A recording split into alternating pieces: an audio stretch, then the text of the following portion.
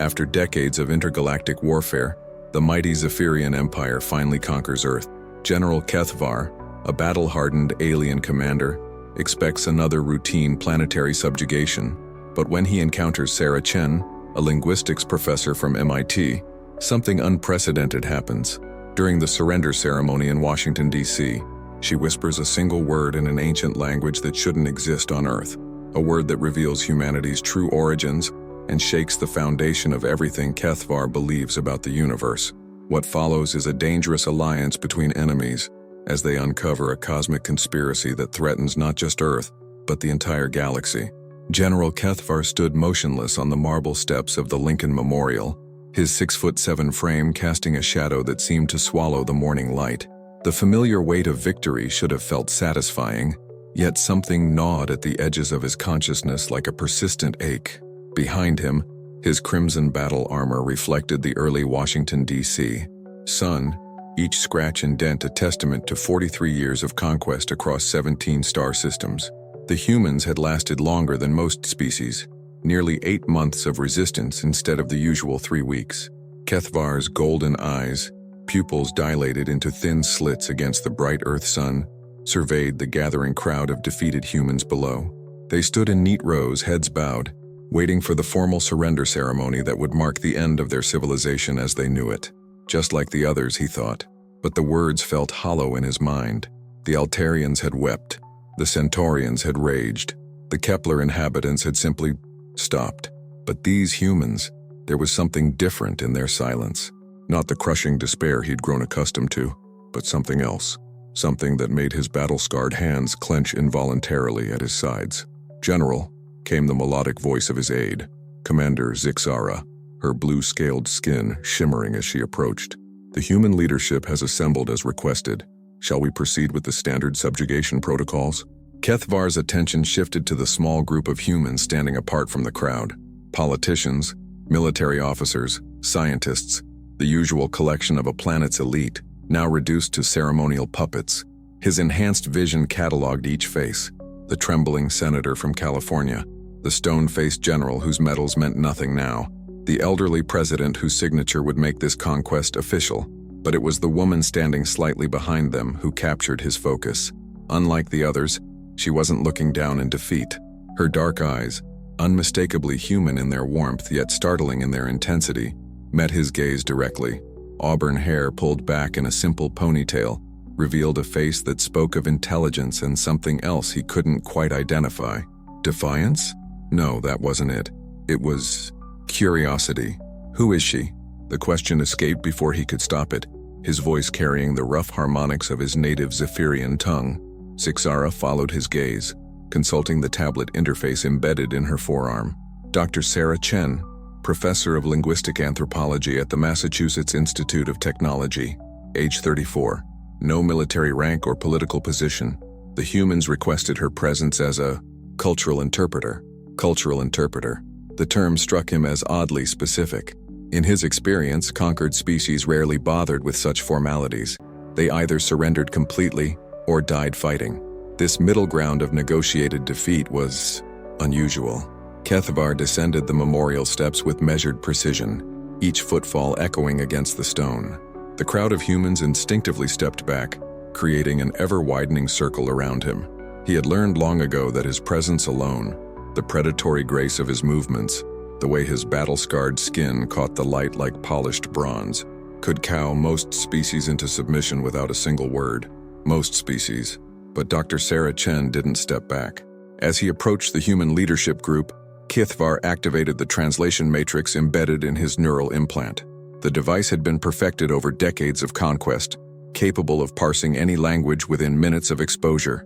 English had been particularly simple, a crude, inefficient tongue compared to the mathematical precision of Zephyrian or the emotional depth of Altarian song speech.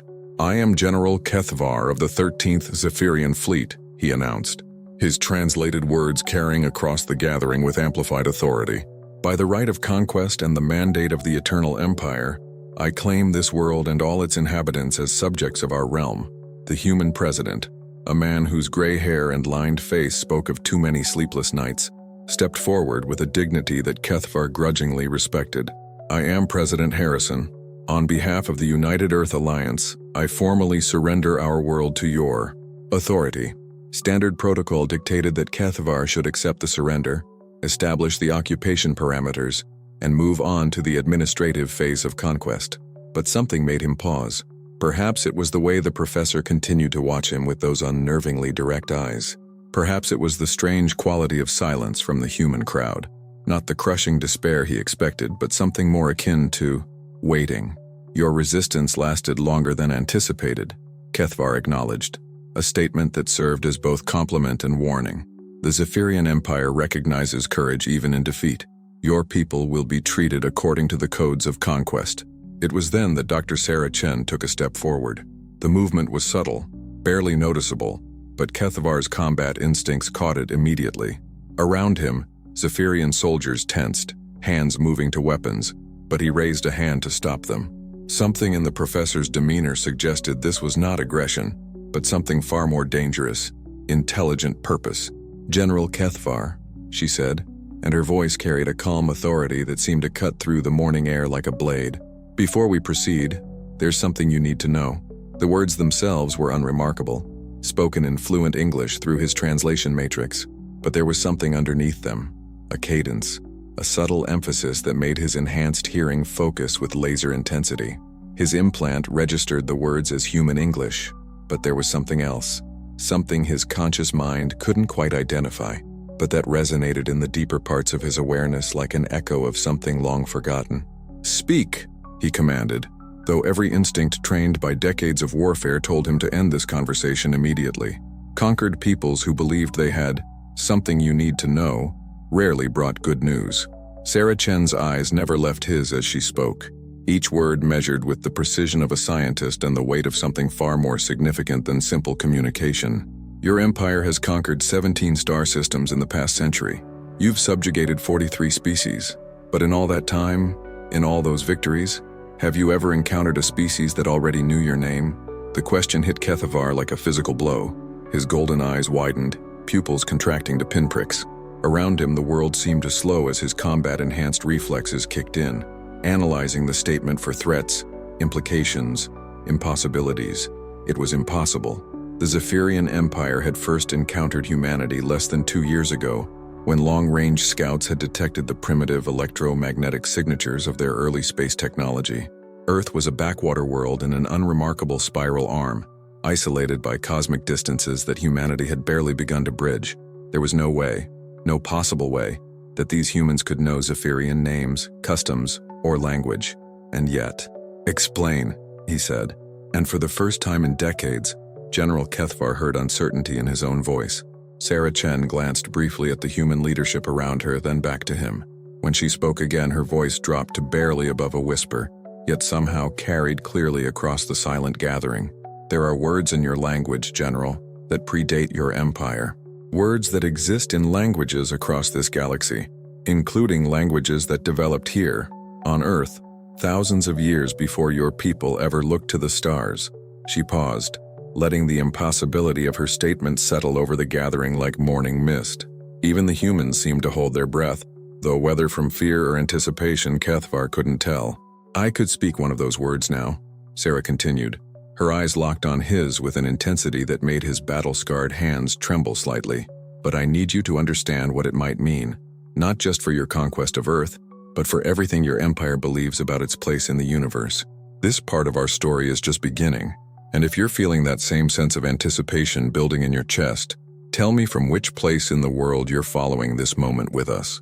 The silence stretched between them like a taut wire, filled with the weight of implications that neither fully understood yet. Kethavar's tactical mind raced through possibilities.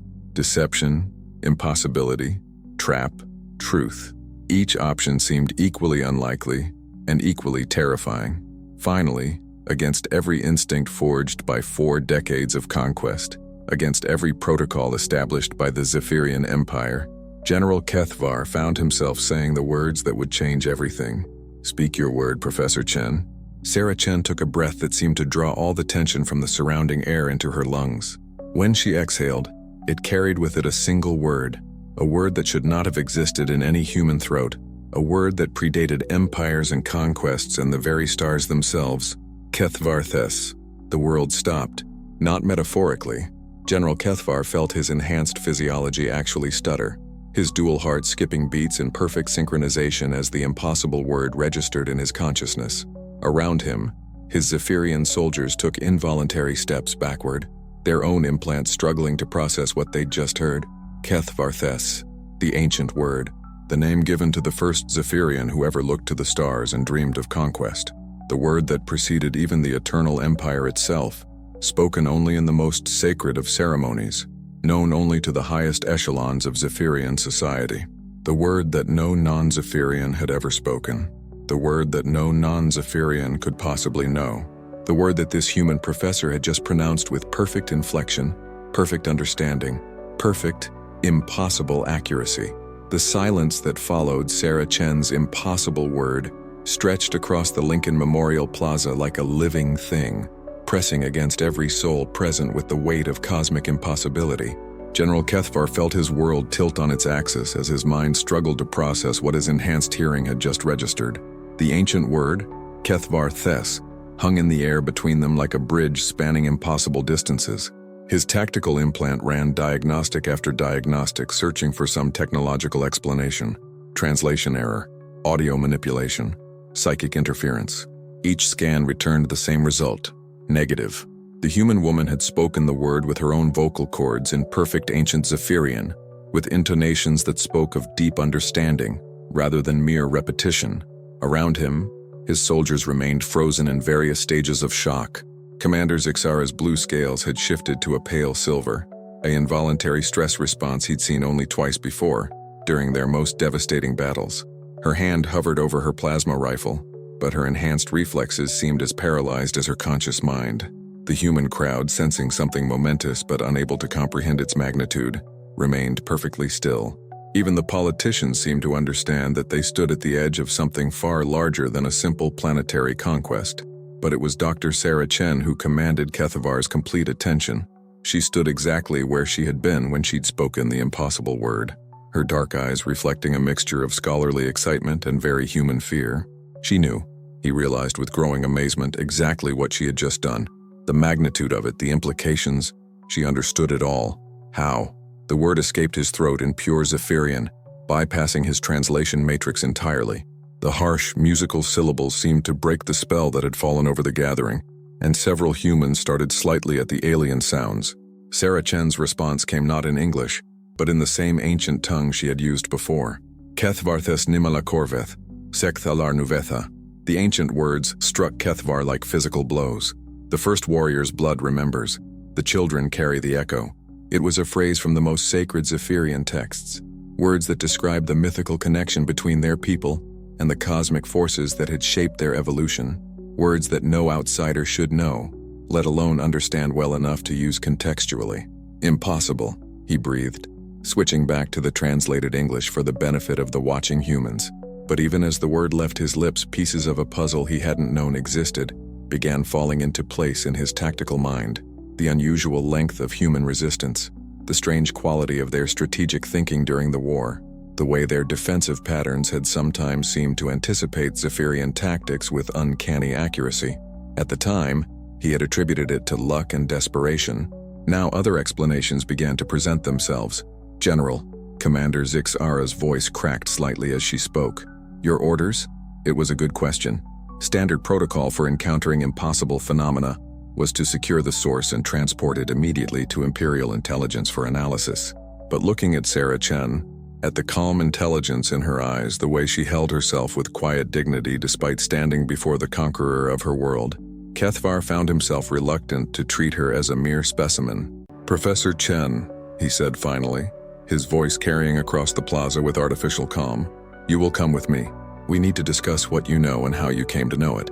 It wasn't quite an arrest, but it wasn't exactly an invitation either. Sarah Chen seemed to understand the distinction. She nodded once, then turned to speak briefly with President Harrison. Kethvar's enhanced hearing caught fragments of their conversation, reassurances about diplomatic immunity, promises to maintain communication, the careful language of a species trying to protect one of their own, even in defeat. As she approached him, Kethavar noticed details he'd missed before. Her movements carried a subtle confidence that spoke of someone accustomed to navigating complex intellectual territories. Her hands, he observed, showed no tremor despite the enormity of what she'd just revealed. Either she was remarkably composed under pressure, or she'd been preparing for this moment longer than anyone realized. "Commander Zix-Ara," he said, never taking his eyes off the human professor. "Escort Dr. Chen to Conference Room Alpha aboard the Dominion. Full diplomatic protocols. She is not a prisoner." "Sir?" Zix-Ara's confusion was evident in the subtle shift of her scales. "If she's not a prisoner, then what?" "She's a consultant," Kethavar decided, the words surprising even himself, and possibly the key to understanding why this conquest felt different from all the others. If you're following this story and feeling that same sense of everything you thought you knew shifting beneath your feet, I'd love to know from which corner of our world you're listening. The transport to the Zephyrian flagship took 12 minutes. 12 minutes during which Sarah Chen said nothing, but observed everything. Kethavar watched her through the shuttle's transparent aluminum viewport as she studied the interior of his command ship with the analytical eye of a scientist. Her gaze lingered on the architectural details, the geometric patterns that decorated the corridors, the subtle mathematical relationships that governed Zephyrian design philosophy. When they reached Conference Room Alpha, Kethavar dismissed the escort guards with a gesture. Whatever conversation he was about to have with this human, it needed to happen without the weight of military protocol pressing down on every word. The room itself was designed for high-level strategic discussions, walls that could display stellar maps and tactical data, furniture that adjusted automatically to accommodate different species' physiologies, acoustic dampeners that ensured complete privacy. Sarah Chen examined it all with the same quiet intensity she'd shown during the shuttle ride. "Please sit," Kethavar offered, gesturing to a chair that immediately began adapting to human proportions. He remained standing, his hands clasped behind his back in a posture that had become habit during decades of command briefings. "Before we begin," Sarah said, settling into the chair with surprising comfort, "I should tell you that everything I'm about to share with you was classified at the highest levels of human government until approximately 6 hours ago." 6 hours? Kethavar's golden eyes narrowed. "What happened 6 hours ago?" "Your surrender demand reached President Harrison. The moment we knew this conversation was inevitable, certain protocols were activated." She paused, studying his face with the same intensity he was using to study hers. "General, how much do you know about your own species' earliest history?" The question struck him as oddly phrased. "I know what every Zephyrian knows. We evolved on Zephyr Prime, developed interstellar flight approximately 800 years ago, began the Great Expansion 600 years ago under the leadership of the first warrior, Kethavar Thes. And before that, before Zephyr Prime?" Kethavar felt a familiar irritation rise in his chest. "Before that is myth and speculation. Ancient stories about starseeds and cosmic wanderings that predate recorded history. Why?" Sarah Chen leaned forward slightly, and for a moment, the diplomatic careful of their conversation fell away, replaced by the excitement of a scholar on the verge of a breakthrough. "Because those myths and stories, we have them too, not similar stories, the same stories. Told in languages that developed independently on Earth, preserved in texts that predate any possible contact between our species." The implications hit Kethavar like a plasma blast. He sank into the chair across from her, his enhanced mind racing through possibilities that grew more impossible with each passing second. "Show me," he demanded. Sarah Chen reached into the small bag she'd been carrying, a movement that should have triggered every security protocol on the ship, but somehow hadn't. From it, she withdrew what appeared to be an ancient book, its pages yellowed with age, its binding worn smooth by countless hands. "This is the Codex Stellaris," she said, opening it carefully to a page covered with symbols that made Kethavar's breath catch in his throat. "Written by human monks in the mountains of Tibet, approximately 3,000 Earth years ago, long before your empire reached the stars, long before humanity had any concept of interstellar travel." The symbols on the page were ancient Zephyrian. Not similar to ancient Zephyrian, they were perfect reproductions of the sacred script used in the most holy temples of his home world. Script that was supposedly known only to the highest priests of the Eternal Empire. "This is impossible," he whispered, but his hands were already reaching for the book. "These symbols, they're from the Temple of First Stars. They describe the cosmic journey of the Star Wanderers," Sarah finished for him. "The people who traveled between worlds before worlds had names. the ones who seeded the galaxy with the echoes of their passage. Kethvar's hands trembled as he turned the ancient pages. Story after story, symbol after symbol, all of it matching the most sacred texts of his people with impossible accuracy. But more than that, these human texts contained details, elaborations, entire passages that didn't exist in the Zephyrian versions, as if the human monks had somehow preserved a more complete record than the people who were supposed to be the direct descendants of the Star Wanderers. How? He asked again, but this time the word carried the weight of his entire worldview crumbling around him. "We think," Sarah said quietly, "that your people weren't the only ones the Star Wanderers touched. We think they left echoes everywhere they went, in genes, in languages, in the deep memories that surface in myths and dreams and ancient texts." She paused, watching as he absorbed the magnitude of what she was suggesting.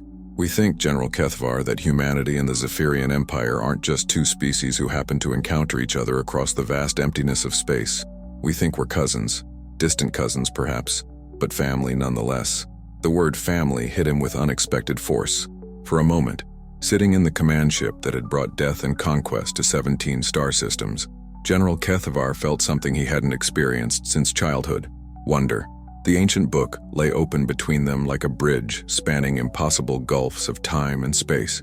General Kethvar stared at the yellowed pages, his enhanced vision cataloging every detail of the sacred symbols that should not exist in human hands. Each character was perfect, not copied or approximated, but written with the fluid confidence of someone who truly understood their meaning. His tactical implant continued running analysis protocols, searching desperately for some rational explanation: forgery, cultural contamination, parallel evolution of symbolic systems. But with each scan, each comparison to his own internal databases of sacred Zephyrian texts, the same impossible conclusion reasserted itself. These human writings were not only authentic, but in many cases more complete than anything preserved on Zephyr Prime. "There are others," Sarah Chen said quietly, her voice careful not to break the spell of revelation that had settled over the room. "The Codex Stellaris is just one of dozens of similar texts we've discovered over the centuries. The Sumerian tablets, the Aboriginal Dreamtime stories, the Mayan astronomical codices, each one containing fragments of the same cosmic narrative." Kethvar looked up from the book, his golden eyes meeting hers with an intensity that made the air between them seem to vibrate. "You're suggesting that these Star Wanderers visited Earth thousands of years ago?" "Not visited," Sarah corrected, leaning forward with the excitement of a scholar unveiling a lifetime's work. "We think they stayed, integrated, became part of humanity's genetic and cultural heritage, just as they apparently did with your people." The implications crashed over Kethvar like a tidal wave. Everything he'd been taught about Zephyrian superiority, about their unique destiny to rule the galaxy, about their sacred mission to bring order to the chaos of lesser species, all of it suddenly seemed not wrong exactly, but incomplete, tragically, dangerously incomplete. He stood abruptly, his chair scraping against the polished floor of the conference room. The motion was too sharp, too sudden, and he could see Sarah Chen's instinctive flinch as his full height and obvious physical power reminded her that, cosmic revelations aside, she was still alone with the conqueror of her world. "This changes nothing," he said, but his voice lacked conviction. He moved to the room's main viewport, staring out at the blue-white marble of Earth turning slowly below them. "Even if what you're suggesting is true, the conquest stands. The Empire has claimed this world. Does it?" Sarah's question was quiet, but carried clearly across the room. "General, in all your campaigns, in all your conquests, have you ever encountered a species that made you question not just tactical decisions, but fundamental assumptions about the universe itself?" The question struck deeper than she probably intended. The truth was that each conquest had felt increasingly hollow over the past decade. The glory that had once accompanied victory had faded into routine administrative duties, and the weight of ruling peoples who would never truly accept Zephyrian authority. He had begun to wonder if there was something missing from the Empire's grand vision, some essential element that would transform conquest from mere domination into something genuinely meaningful. "What are you proposing?" he asked without turning from the viewport. "Collaboration instead of conquest, partnership instead of subjugation." Sarah's chair creaked as she stood, and he could sense her moving closer, though she maintained a respectful distance. "General, if we're truly cousins, If both our species carry the genetic and cultural inheritance of the Star Wanderers, then maybe our meeting wasn't an accident of cosmic expansion but something larger. Kethvar turned to face her, and for the first time since entering the room, he allowed his carefully maintained military composure to crack slightly.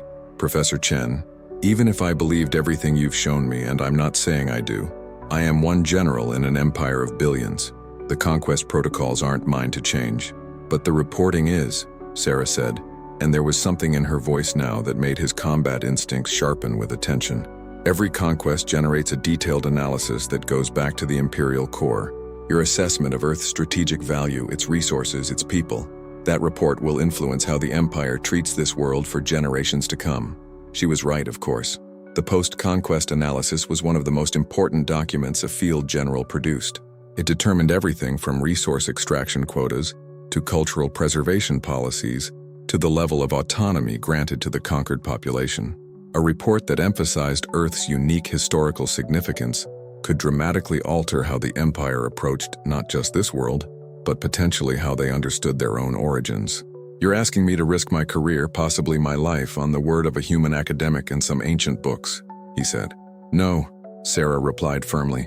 I'm asking you to risk it on the possibility that we've all been thinking too small, that instead of one empire conquering dozens of isolated species, we might be looking at the reunification of a scattered people who were always meant to find each other again. What comes next changed everything about this story, and if you want to see how deep this revelation goes, tap that subscribe button now. It's free and you'll be with me as we uncover truths that span the galaxy itself. Before Kethvar could respond, the soft chime of an incoming priority communication filled the room. His command implant activated automatically, projecting the holographic image of Commander Zixara directly into his visual field. General, her voice carried the tight control of someone delivering unwelcome news. We're receiving a transmission from the Imperial core. High Admiral Vexthul demands an immediate status report on the Earth conquest. He's questioning the delay in implementing standard subjugation protocols. Kethvar felt ice form in his stomach. High Admiral Vexthul was notorious throughout the fleet for his rigid adherence to Imperial doctrine and his complete intolerance for delays or complications. If he was personally monitoring the Earth conquest, it meant someone higher up the chain of command had questions about Kethvar's handling of the situation. Tell the High Admiral I'm conducting final strategic assessments and will have a complete report within 6 hours, he replied, his voice automatically shifting into the clipped tones of military protocol. Sir, Zixara hesitated. He specifically mentioned that prolonged interaction with conquered populations can lead to compromised judgment. He's requested that all non-essential contact with human leadership be terminated immediately. The warning was clear. Someone suspected that Kethvar's extended conference with the human professor was more than routine intelligence gathering. In the Imperial hierarchy, such suspicions could be career-ending, or worse. Acknowledged, Commander. Kethvar out. The hologram vanished, leaving him alone with Sarah Chen and the weight of an impossible decision. The smart move, the safe move, was to end this conversation immediately, file a standard conquest report, and hope that his decades of loyal service would shield him from any questions about his brief delay in implementation. But as he looked at the ancient book still lying open on the conference table, its sacred symbols seeming to pulse with significance in the room's artificial lighting, Kethvar realized that the smart move might also be the wrong move. How long would it take you to prove what you're claiming, he asked. Sarah Chen's eyes widened slightly. She had obviously expected him to end their meeting after the communication with his superior. Prove it how? Genetic analysis, linguistic comparison, archaeological evidence. If humanity and the Zephyrian people share common ancestry, there should be measurable, verifiable proof. Not just ancient stories and matching symbols, but hard scientific data. Given access to Zephyrian genetic databases and cultural records, Sarah's mind was clearly racing through possibilities. With a proper research team, maybe 3 weeks to establish preliminary correlations, another month for comprehensive analysis. You don't have 3 weeks, Kethvar said grimly. You have 18 hours. 18 hours? That's impossible. Professor, in 18 hours I have to submit my post-conquest report to the Imperial core. That report will determine whether Earth becomes another administrative district of the Empire, or whether it receives special consideration as a world of unique historical significance. He moved back to the conference table, his hands resting on its polished surface as he leaned toward her. If you can provide compelling evidence, Real evidence, not just ancient texts and speculation. I might be able to justify recommendations that would change everything for your species. Sarah Chen stared at him for a long moment, and he could almost see the calculations running behind her eyes. The impossibility of the timeline weighed against the potential consequences of failure, the risk of trusting an alien conqueror against the possibility of saving her entire species from subjugation. "I'll need access to my research team," she said finally. "Dr. Marcus Webb at the Smithsonian, Dr. Elena Vasquez at the University of São Paulo, Professor Liu Chen at Beijing University, and I'll need complete access to whatever genetic and cultural data your people are willing to share." "Done," Kethvar replied without hesitation. "But understand this, Professor. If you're wrong, if this is some elaborate deception or desperate gamble, the consequences won't fall only on you. They'll fall on your entire world." "And if I'm right?" Sarah asked. Kethvar looked out at Earth, turning slowly beneath them. This small blue world that had somehow managed to preserve secrets that his own empire had forgotten. "If you're right, then everything changes. Not just for Earth, but for everyone." He activated his command implant, opening a priority channel to Commander Zixara. "Commander, I need you to establish secure communication links to the following human researchers. Full access to our anthropological databases, genetic analysis equipment, and linguistic comparison programs. Priority Alpha clearance." "Sir." Zixara's confusion was evident even through the comm channel. "Are you certain about this level of access?" "I'm certain that the next 18 hours will determine whether we're dealing with a routine conquest or something that will reshape the Empire itself," Kethvar replied. "Proceed with all necessary support." As the communication ended, he turned back to Sarah Chen, who was already pulling additional materials from her bag. Tablets, data crystals, what appeared to be genetic samples in specialized containers. 18 hours, she said. Not quite a question. 18 hours, he confirmed.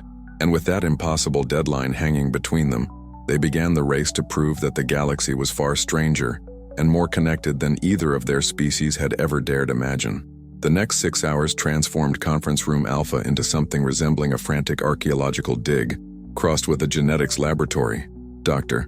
Sarah Chen had somehow managed to coordinate with her research team across 3 continents, creating a network of human scientists working in desperate synchronization with Zephyrian technology that they barely understood but wielded with impressive adaptability.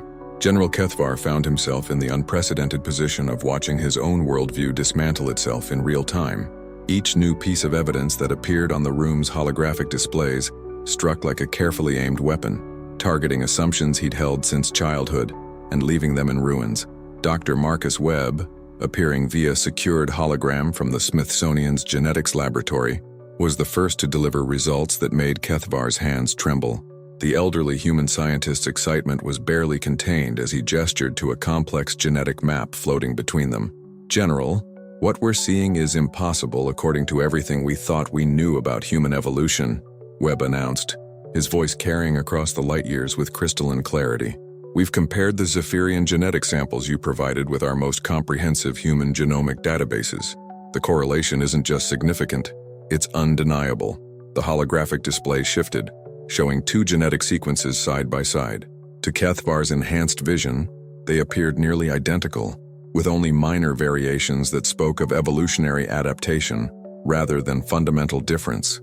"Specifically," Webb continued, "we're looking at shared sequences in what we call junk DNA, genetic material that doesn't appear to serve any current biological function. Except these sequences aren't junk at all. They're identical genetic markers that appear in both human and Zephyrian samples, suggesting common ancestry within the last 50,000 years. 50,000 years? Kethvar's voice cracked slightly.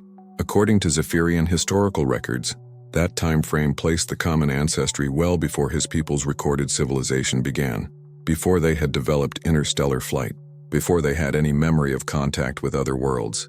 Sarah Chen looked up from the tablet she'd been frantically analyzing, her dark eyes bright with exhaustion and discovery. "It gets stranger, General. Dr. Vasquez has been running comparative analysis on linguistic patterns, and what she's found..." The hologram shifted to show Dr. Elena Vasquez speaking rapidly and heavily accented English from her laboratory in São Paulo. "Professor Chen, the mathematical relationships are beyond coincidental.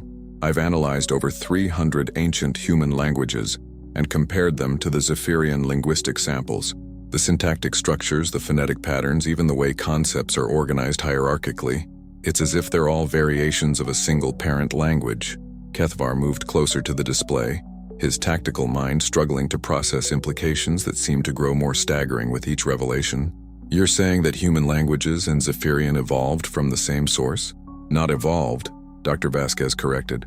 Diverged, as if both species were taught by the same teachers, then separated for thousands of years and allowed to develop independently. If you're following this journey and feeling that same sense of everything you thought you knew turning upside down, tell me from which place in the world you're witnessing this moment of cosmic revelation. The evidence continued mounting with relentless precision. Professor Liu Chen, connecting from Beijing University, had been analyzing the architectural principles embedded in ancient human structures and comparing them to Zephyrian design philosophy. The mathematical ratios were identical. The geometric relationships that governed everything from Egyptian pyramids to Mayan temples followed the same cosmic principles that shaped Zephyrian spacecraft and sacred buildings. It's as if both civilizations were following the same instruction manual, Liu explained, his image flickering slightly due to the vast distances the signal had to travel. The mathematical constants, the proportional relationships, the way sacred geometry is integrated into functional design, everything suggests a shared educational heritage. But it was the final piece of evidence that truly shattered the last of Kethvar's resistance to the impossible truth Sarah Chen was revealing. Hidden deep within the Zephyrian cultural databases, accessed through security protocols that required his personal authorization, they found something that shouldn't have existed. Stories. Not the grand myths of Zephyrian superiority that formed the foundation of imperial doctrine, but older stories. Fragments of tales preserved in the most ancient archives. Stories that spoke of a time before the Empire, before conquest, before the great expansion that had brought Zephyrian rule to 17 star systems. Stories that matched, with unsettling accuracy, the human legends Sarah Chen had been studying for decades. The Codex Stellaris mentions a great scattering, Sarah said, her voice hoarse from hours of continuous analysis. A time when the Star Wanderers realized that their children had grown too numerous for a single world to sustain. So they chose representatives from among their people and sent them to different corners of the galaxy, each carrying seeds of knowledge and culture that would grow into unique civilizations. Kethvar stared at the ancient Zephyrian text fragment, glowing on the holographic display. When the time of choosing came, the fathers selected the strongest among us to carry the light to distant suns. Each ship bore not conquerors but gardeners, tasked with planting the seeds of wisdom in fertile worlds. Gardeners, he whispered. Not conquerors, gardeners. The word struck him like a physical blow. Everything he had been taught about Zephyrian destiny, about their natural right to rule lesser species, about the sacred mission of the Empire, all of it suddenly seemed like a perversion of something far more beautiful. Instead of a mandate to dominate, their ancestors had carried a responsibility to nurture. Instead of conquest, they had been charged with cultivation. General, Commander Zixara's voice interrupted his spiraling thoughts. High Admiral Vexthul is demanding an immediate preliminary report. He's becoming increasingly suspicious of the delay. Kethvar closed his eyes, feeling the weight of an impossible decision settling on his shoulders. Around him, the evidence of humanity's true relationship to the Zephyrian Empire continued accumulating with mathematical precision.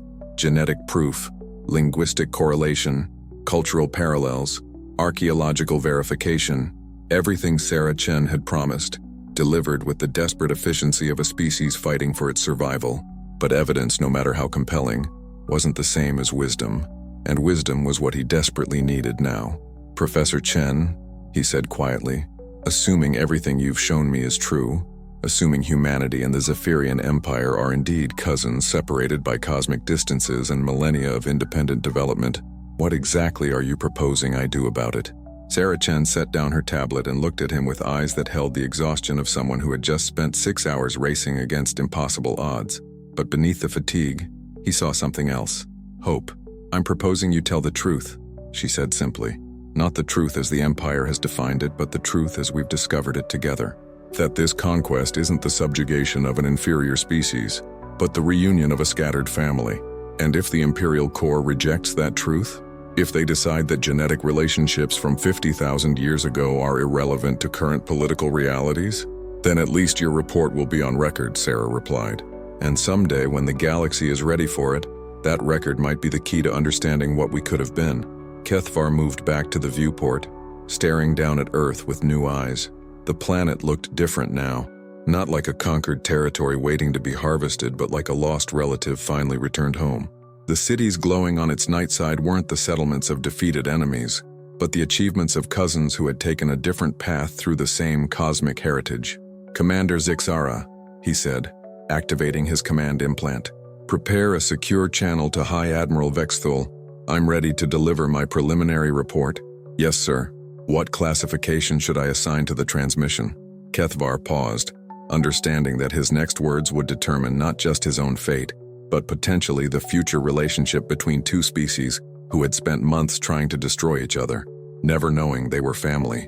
Classification: Revolutionary Discovery. Priority: Alpha 1. Warning: contents may fundamentally alter Imperial policy regarding conquered territories.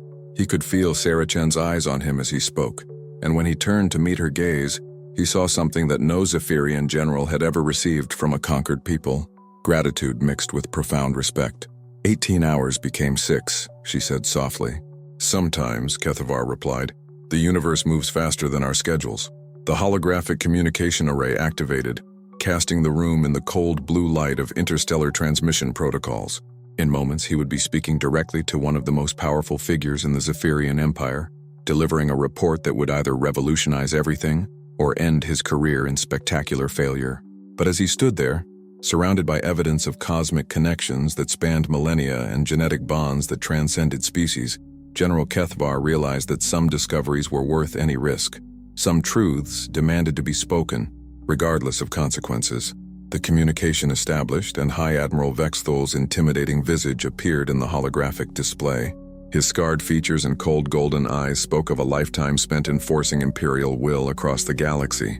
"General Kethvar," the High Admiral's voice carried the authority of absolute power, "your delay in implementing conquest protocols has been noted. Explain." Kethvar straightened, drawing on 4 decades of military bearing, and the conviction of someone who had just witnessed the impossible become inevitable. "High Admiral," he began, "I am submitting a report that will require immediate review by the Imperial Council. What we discovered on Earth changes everything we thought we knew about our place in the galaxy." High Admiral Vexthul's scarred features remained perfectly motionless as General Kethvar delivered the most dangerous words of his military career. The holographic projection made the Admiral's golden eyes seem to burn with cold fire, and the silence that followed Kethvar's opening statement stretched across the light years like a blade poised to fall. "Changes everything." Vexthul's voice carried the deadly calm of a predator evaluating prey. "General, in my 47 years of service to the Empire, I have heard that phrase used to justify everything from strategic retreats to outright treason. Choose your next words very carefully." Kethvar felt Sarah Chen's presence behind him, a reminder that this conversation would determine the fate of not just his own career, but an entire species. The evidence they had gathered over the past 6 hours felt suddenly fragile in the face of Imperial authority. Genetic correlations and linguistic patterns seemed almost absurd when weighed against the crushing reality of military hierarchy. But the truth, once discovered, had a weight of its own. "High Admiral, before I proceed, I need to transmit the complete data package compiled during our extended analysis of Earth's population. The information contained within will provide necessary context for my recommendations." Vexthul's eyes narrowed. "Extended analysis? General, your orders were to secure surrender and implement standard occupation protocols, not to conduct anthropological research with the defeated population." "Sir, the analysis was necessary to properly assess the strategic value of this conquest." Kethvar's voice remained steady, though every instinct trained by decades of military service screamed warnings about the dangerous path he was walking. "I believe you'll find the results unprecedented." A pause that felt like an eternity. Then, "Transmit your data, General. You have exactly 10 minutes to convince me that your deviation from protocol was justified." The holographic display shifted as terabytes of information flowed across interstellar space. Genetic analyses, linguistic comparisons, archaeological correlations, and the damning evidence of shared cultural heritage that Sarah Chen's team had assembled with desperate efficiency. Kethvar watched Vexthul's expression as the Admiral's own command implants processed the incoming data, searching for some hint of how the revelations were being received. For 7 minutes, the High Admiral said nothing, His golden eyes moved with mechanical precision as he absorbed genetic sequences, architectural analyses, and linguistic patterns that challenged everything the Empire believed about its origins and destiny. When he finally spoke, his voice carried a dangerous neutrality that made Kethvar's enhanced reflexes tense involuntarily. "This data suggests impossible conclusions, General." "Yes, sir. Impossible according to everything we've been taught about Zephyrian history and our relationship to other species in the galaxy. And yet you're presenting it as fact?" Kethvar glanced back at Sarah Chen, who gave him the slightest nod of encouragement. "Sir, I'm presenting it as verifiable evidence that demands a fundamental reassessment of Imperial policy regarding Earth and its population. If this moment has you on the edge of your seat, wondering whether truth can triumph over Empire, tell me from which place in the world you're holding your breath with us." Vex Thul leaned forward in the holographic projection, his presence somehow becoming more intimidating despite the vast distances separating them. "General Kethvar, are you familiar with Imperial Directive 347? The question hit like a plasma bolt. Directive 347 dealt with field commanders who developed inappropriate emotional attachments to conquered populations. The penalty was immediate recall, court-martial, and in severe cases, exile to the Outer Rim territories. It was the Empire's way of ensuring that conquest remained clean, efficient, and uncompromised by inconvenient discoveries about the humanity of their enemies. "I am familiar with the directive, sir." "Good. Then you understand why your extensive collaboration with this human academic raises serious questions about your objectivity." Sarah Chen stepped forward before Kethvar could respond, her movement catching both their attention. "High Admiral, if I may." Vex Thul's expression shifted to something approaching amusement. "The Conquered speaks to Imperial Command. General, your protocols have become remarkably relaxed." "Sir," Kethvar said quickly, "Professor Chen was instrumental in uncovering the evidence contained in our transmission. Her expertise in ancient languages and comparative anthropology provided insights that no Zephyrian analysis could have achieved." "Professor," Vex Thul said, addressing Sarah directly with the tone one might use when humoring a child, "what exactly do you believe your research proves?" Sarah Chen straightened, and Kethvar recognized the expression that crossed her face. The same calm confidence she'd shown when speaking the impossible word that had started this entire revelation. "High Admiral, it proves that the Zephyrian Empire's greatest conquest isn't the subjugation of Earth. It's the rediscovery of your own lost family."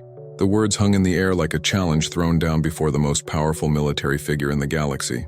For a moment, Kethvar was certain that he had just witnessed the end of both their careers and quite possibly their lives. Then Vex Thul did something unexpected. He laughed. Not the cruel laughter of a superior mocking inferior beings, but something deeper and more complex. Something that carried echoes of recognition and perhaps even relief. 53 years ago, the High Admiral said, his voice taking on a tone that Kethvar had never heard from any Imperial commander. "I was a young lieutenant serving under General Thexamara during the conquest of the Altarian colonies. After the surrender, I found myself in possession of certain artifacts that had been recovered from their most sacred temples." The holographic display shifted, and suddenly, they were looking at an image that made Sarah Chen gasp aloud. It was a stone tablet, covered with symbols that perfectly matched those in her ancient Earth texts. The same geometric patterns, the same mathematical relationships, the same impossible evidence of shared heritage. "I spent decades trying to understand how a species we had never encountered before could possess knowledge that matched our most sacred writings," Vex Thul continued. "I consulted with Imperial historians, archaeologists, even theological scholars. The official conclusion was always the same: coincidence, parallel evolution, or evidence of ancient Zephyrian influence that had been forgotten by history." Kethvar felt the foundations of everything he thought he knew about the Empire shifting beneath him. "Sir, are you saying that Earth isn't the first world where we've encountered this evidence?" "Earth is the seventh world, General. The seventh world where we've found unmistakable evidence of shared cultural and genetic heritage with the species we were conquering." Vex Thul's scarred features took on an expression of profound weariness. "And until now, the seventh world where that evidence has been classified, buried, and forgotten in the name of Imperial unity." The revelation struck Kethvar like a physical blow. 7 worlds, 7 species that might be cousins rather than conquered territories, 7 opportunities to understand their true place in the galaxy, all sacrificed to maintain the fiction of Zephyrian superiority. Why? Sarah Chen's question cut through the silence with crystalline clarity. Why bury the truth? Vexthul's golden eyes fixed on her with something approaching respect. Because, Professor, the Empire is built on the premise that we are the chosen people, destined to bring order to a chaotic galaxy. If our subjects discovered that they were our equals, our family, rather than our inferiors, how long do you think Imperial authority would survive? The question hung between them like an undetonated explosive. Cathavar realized they were discussing not just the fate of Earth, but the potential collapse of the entire Zephyrian political structure. The Empire's legitimacy rested on the myth of their unique superiority. Remove that myth, and everything else would follow. But sir, Cathavar said carefully, if the evidence is real, if we truly are encountering lost branches of our own family tree, doesn't that suggest we should be changing our approach rather than hiding the truth? Should, General? Perhaps. But should is a luxury that Imperial commanders rarely enjoy. Vexthul paused, and when he continued, his voice carried the weight of someone who had wrestled with impossible choices for decades. However, there have been developments that may change our options. The holographic display shifted again, showing what appeared to be a strategic map of the galaxy. Red markers indicated Zephyrian-controlled territories, while yellow markers showed worlds under Imperial protection. But scattered throughout the display were blue markers that Cathavar didn't recognize. 3 months ago, Vexthul explained, long-range scouts encountered something unprecedented in the Vega sector. A coalition of species that had somehow discovered their shared genetic heritage and united under what they call the Star Wanderer Alliance. They're not just resisting Imperial expansion, they're actively seeking out other worlds with similar heritage and offering them protection under their collective banner. Sarah Chen leaned forward, her scholarly excitement barely contained. You mean other species have figured this out independently? Not just figured it out, Professor. They've weaponized it. The Alliance represents 17 different species across 12 star systems, all united by the belief that they're reclaiming their birthright rather than simply resisting conquest. Vexthul's expression grew grim. Their combined fleet is now large enough to pose a genuine threat to Imperial expansion. The implications crashed over Cathavar like an avalanche. The Empire wasn't just facing resistance from conquered populations. They were facing a growing coalition of species who had discovered the same truths that Sarah Chen had revealed about Earth and humanity. High Admiral, Cathavar said, his tactical mind already racing through possibilities. What are our orders regarding Earth? Vexthul studied both of them for a long moment, his scarred features revealing nothing of his internal calculations. When he finally spoke, his words carried the weight of a decision that would reshape everything. General Cathavar, you are hereby authorized to implement Protocol 77 Alpha regarding Earth and its human population. Cathavar felt his enhanced physiology stutter. Protocol 77 Alpha was theoretical, a contingency plan that had never been implemented in the entire history of the Empire. It authorized field commanders to establish voluntary association agreements with conquered worlds, rather than implementing standard occupation protocols. In simpler terms, it meant treating Earth as an ally, rather than a conquered territory. Sir, he managed, are you certain about this authorization? General, the galaxy is changing whether we acknowledge it or not. The question isn't whether we can stop that change, but whether we can adapt to it before it destroys everything we've built. Vexthul's golden eyes moved from Cathavar to Sarah Chen, and back again. Perhaps it's time the Empire remembered that strength comes not from conquering your family, but from reuniting with them. 3 weeks later, General Cathavar stood once again on the steps of the Lincoln Memorial, but everything had changed. The crimson battle armor had been replaced by the deep blue ceremonial dress of the Zephyrian Diplomatic Corps, a uniform he had never expected to wear. Around him, instead of conquered humans awaiting their fate, representatives from both species mingled in animated discussion, their conversations a mixture of English, ancient Zephyrian, and the hybrid language that was already beginning to emerge from their collaboration. The formal signing of the Earth-Zephyr Mutual Recognition Accord was scheduled to begin in an hour, but Cathavar found himself drawn to a quieter moment of reflection. The weight of the past 3 weeks, the frantic communications with the Imperial Corps, the heated debates in the High Council, the careful negotiations that had transformed conquest into partnership, still felt surreal. Sarah Chen approached from the memorial's interior, carrying a leather portfolio that contained the final draft of their joint historical analysis. The document that had started as desperate evidence to prevent subjugation had evolved into something far more significant, a roadmap for understanding how scattered cousins might rebuild the connections their ancestors had created among the stars. "The genetic analysis came back from Zephyr Prime this morning," she said, settling beside him on the marble steps. "Dr. Webb was right. The correlation is even stronger than we initially calculated. The Star Wanderer heritage isn't just cultural and linguistic, it's literally written into our DNA." Kethvar nodded, though his attention was focused on the scene playing out below them. Human and Zephyrian engineers worked side by side, setting up the ceremonial platform where two species would formally acknowledge what they should have recognized from the beginning, that the vast distances between worlds could never truly separate family. "Commander Zixara tells me that 6 other worlds have requested similar recognition accords," he said. "The Altarian Coalition, the Kepler Confederation, even some of the Outer Rim territories that we conquered decades ago. The Star Wanderer Alliance is growing faster than anyone expected," Sarah agreed. "Professor Liu's team in Beijing has been in constant communication with their archaeological divisions. The evidence of shared heritage spans the entire galaxy. We're talking about potentially hundreds of worlds that were settled by the same ancient civilization." The implications still staggered him. The Zephyrian Empire, which had spent centuries believing itself uniquely destined to rule the galaxy, had discovered instead that they were simply one branch of a vast family tree that stretched across the stars, not superior to the species they had conquered, but separated from them only by time and the cruel mathematics of cosmic distance. If you've been following this incredible journey from the beginning, and you're feeling that same sense of wonder about how vast and connected our universe really is, tell me from which corner of this amazing world you've been listening. "General," the familiar voice of High Admiral Vexthul interrupted his thoughts. The Admiral approached from the direction of the diplomatic shuttles, his own uniform bearing the insignia of the newly created Department of Galactic Reunification, a position that would have been unthinkable a month ago.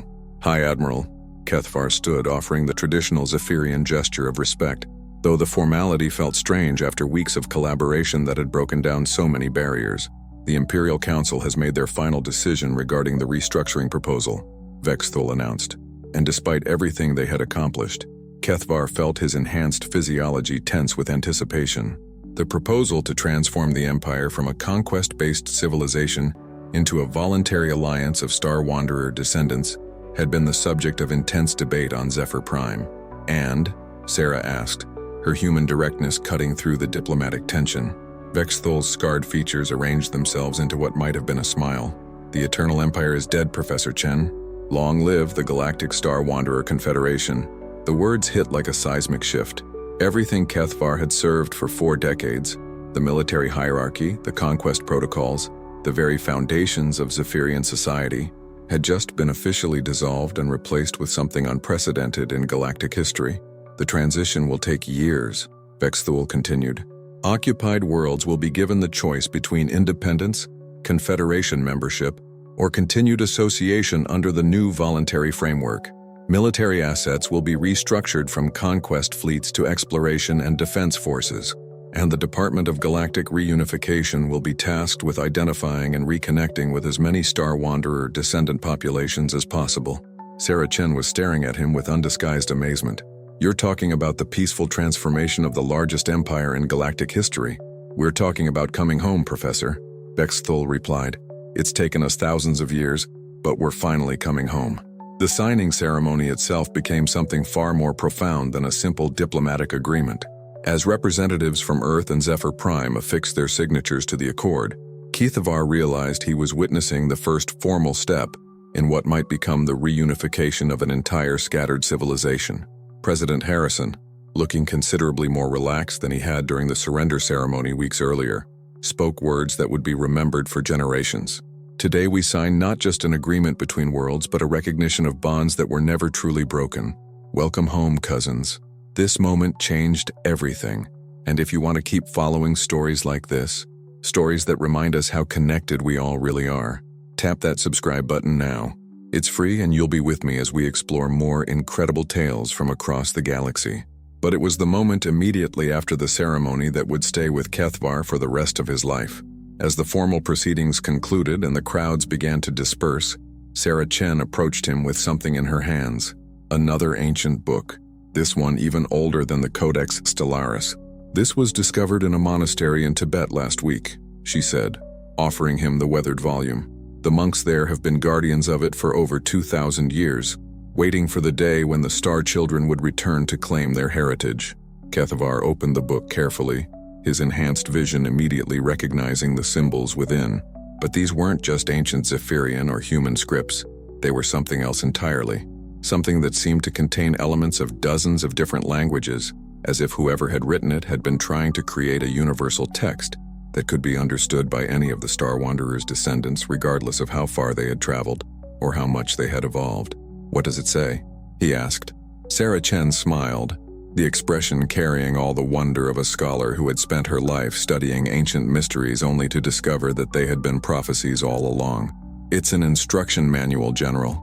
A guide for reuniting scattered families across the galaxy, complete with star charts, genetic markers, cultural identifiers, and something the text calls the Great Calling, a method for reaching out across space to find others who carry the Star Wanderer heritage."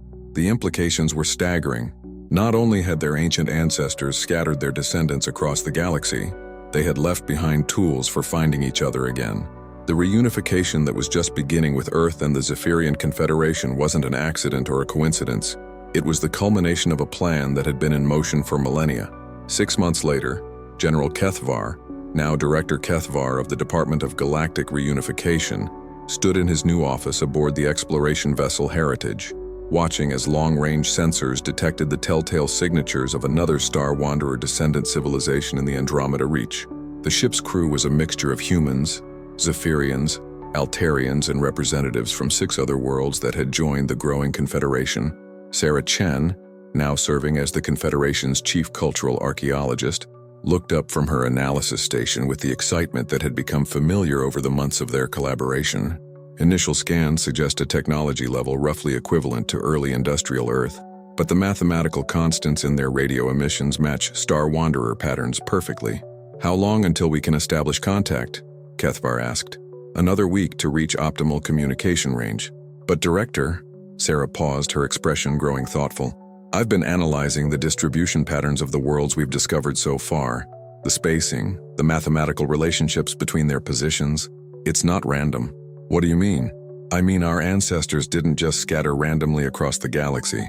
They placed their settlements according to a specific pattern, one that's only becoming visible now that we've mapped enough of them." She activated the holographic display, showing the positions of all known Star Wanderer descendant worlds as points of light against the cosmic backdrop. As the pattern emerged, Kethavar felt the same sense of awe that had first struck him when Sarah Chen had spoken the impossible word that started their journey. The settled worlds formed a vast geometric design, a stellar mandala that spanned the entire galaxy, with connections and relationships that spoke of planning on an almost incomprehensible scale. "They were building something," Sarah whispered. "Not just preserving their civilization by spreading it across the stars, but creating something larger, something that would only become apparent when enough of the scattered families found each other again." Through the viewport of the Heritage, the stars seemed to pulse with new meaning. Each point of light might harbor cousins who carried the same ancient heritage, the same genetic memories, the same fundamental connections that had brought humanity and the Zephyrian people together. And somewhere among those countless stars, the pattern their ancestors had begun was finally becoming visible to eyes that had learned to see beyond the boundaries of single worlds and isolated species. The whispered word that had started as an impossibility had become a revolution. The conquest that had threatened to end in subjugation had transformed into reunion, and the galaxy itself was revealing that it had always been home to one vast, scattered but never truly separated family. As the Heritage set course for their next destination, carrying the tools and knowledge to recognize cousins across any distance, Kethavar realized that the greatest adventure wasn't behind them, it was just beginning.